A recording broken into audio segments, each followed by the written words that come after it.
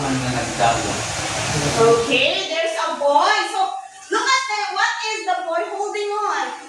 Umbrella teacher. Yes, the boy is holding an umbrella. Now, look at the clouds.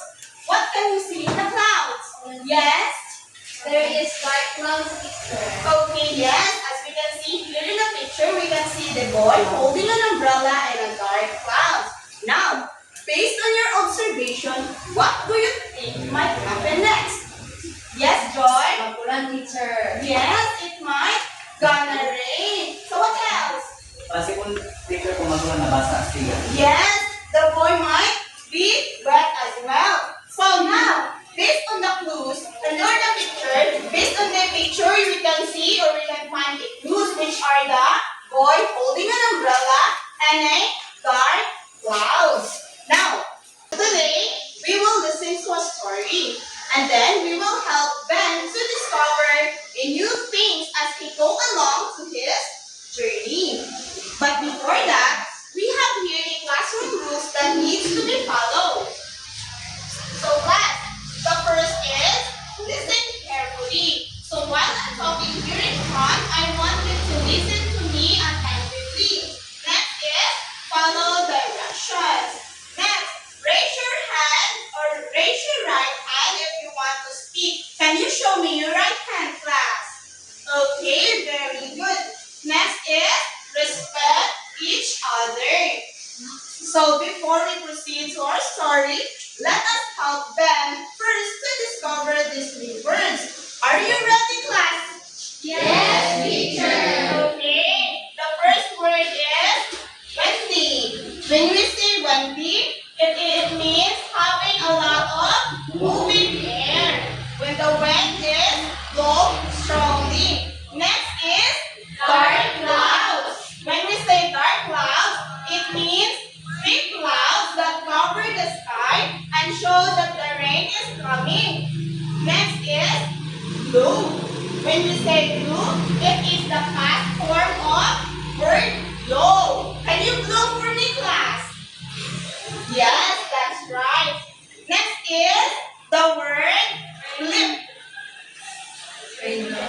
or the word raindrops. When we say raindrops, it means a small drop of rain that falls from the sky. Next is the word tightly. When you say tightly, it means to hold or to fasten something firmly or closely. Next word is shake. To move or quickly back and forth or up and down. Next word is flip. When we say flip, it means when an object is rotated, it turns into upside down. Then the last word is landed. To arrive on the ground after a journey, typically by air. Now that we already helped Ben to discover these new words, we are now ready to listen to a story entitled A windy day. Alright. One afternoon, a boy named Ben looked up the dark clouds. The wind is getting stronger, he said, holding his umbrella tightly.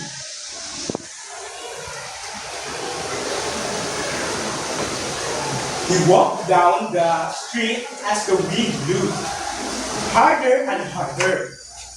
His umbrella began to shake and turned inside out. Oh no! Ben cried. My umbrella might fly away. He tried to close it, but the wind was too strong. Suddenly, the umbrella flipped and flew out of his hands. Ben ran after it, crying, "Wait! Come back! Umbrella!" When the wind finally stopped, the umbrella landed near a tree. Ben picked it up and smiled.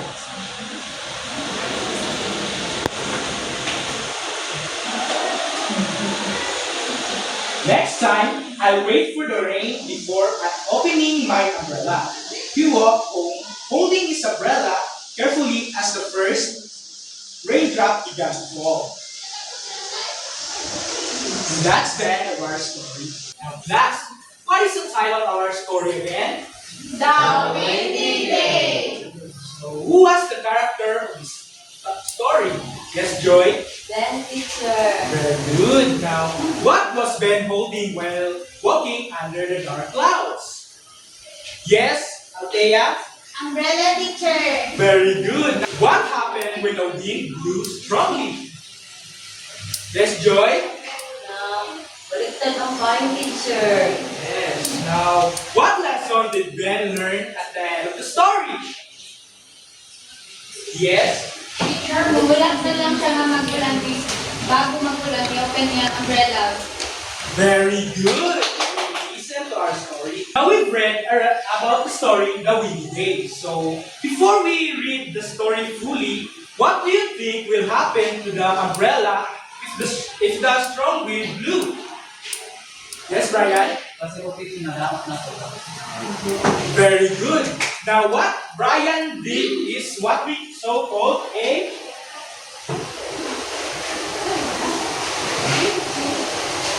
making prediction.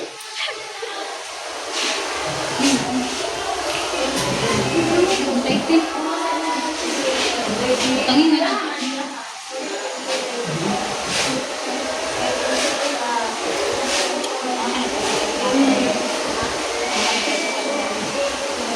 Now, what is prediction?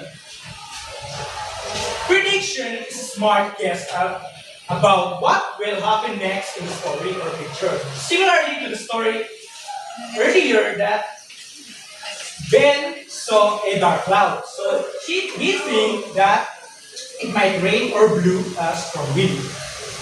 So to make a good prediction, we have here a 3 clues to be followed. First is picture. So when we have a picture, we can see an event. So when we see an event, we can make a prediction or a guess from the picture. Next is word. So here we can look at a example, a sentence. So we can make a prediction of what happened next, just like as the picture.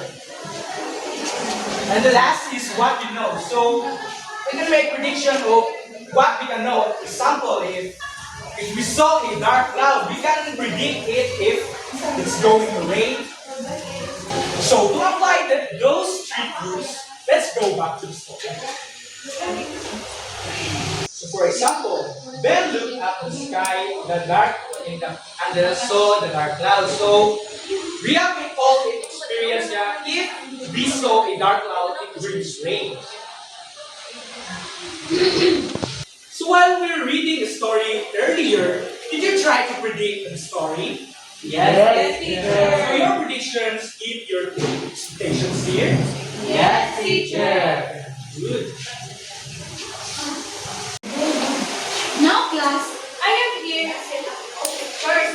All you have to do is to observe and share what are your predictions on that picture. Am I clear, class? Yes, teacher. Okay.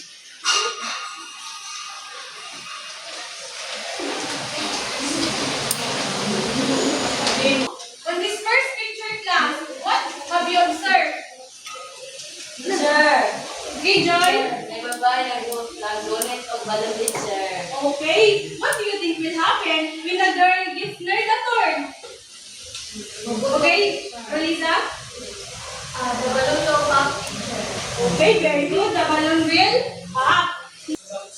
On the second picture, what have you observed, class? Okay, Brian? A boy is running teacher. Okay, a boy is running. What do you think will happen if the boy steps his anti-laces while running? Okay, Joy? Tumba siya, teacher. Okay, possible? Leave. Very good. Now, class, let's have another activity. All you have to do is write your prediction on one piece of paper. So, Maria was walking home from school when she saw dark clouds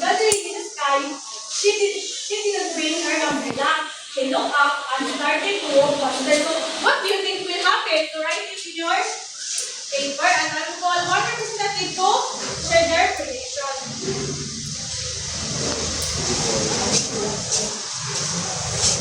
Okay, I will call Joy to share their prediction. My prediction teacher is Daria might be wet because she forgot to bring with her umbrella. Okay, very good. Let's give Joy 5 claps. Now, class, again, what is prediction?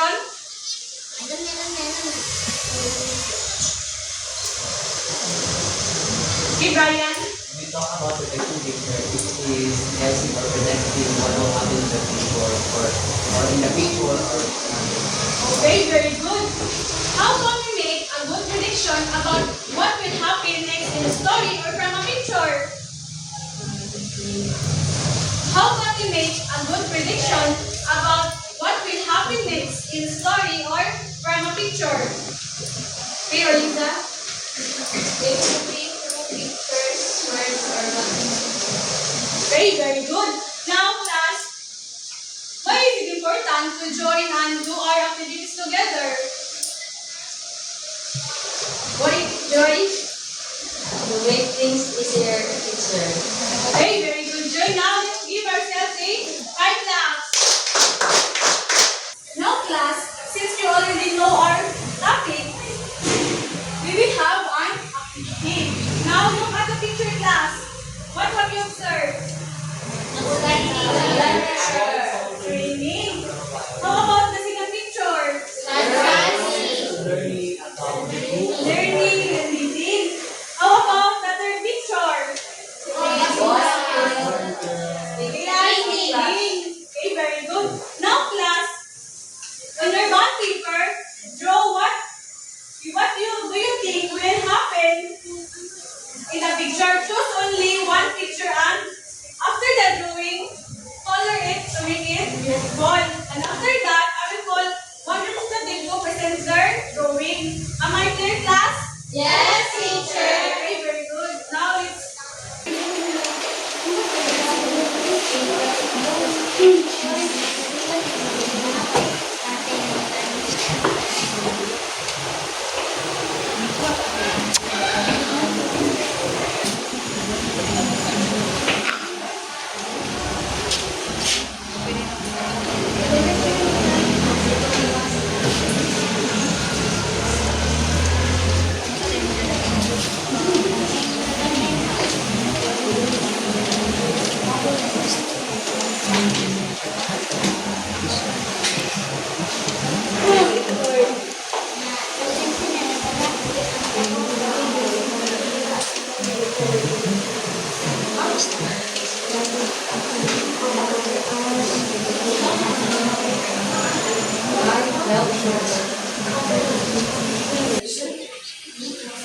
Are you done, class?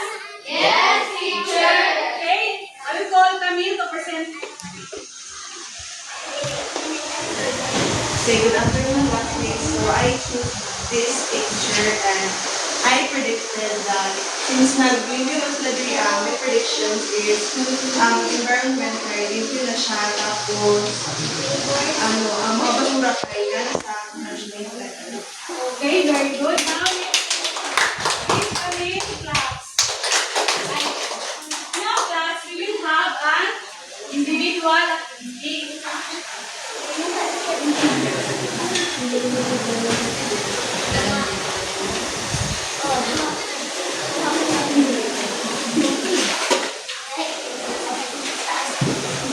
Direction is look at each picture carefully, answer the questions and tell what you think will happen next. So, write it in your paper. So, for number 1, first is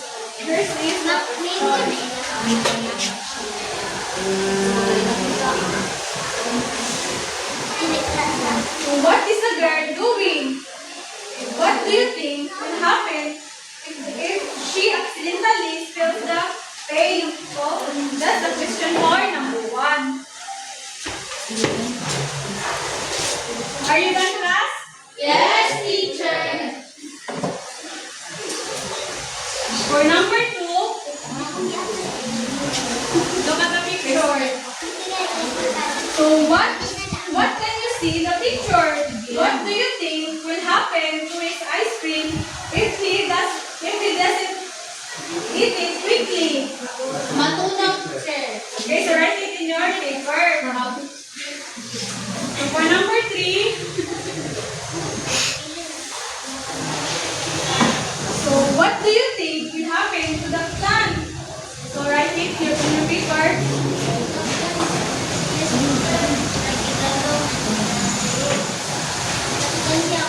So what do you think will happen if the wind suddenly stops blowing? So write your answer in your last question is.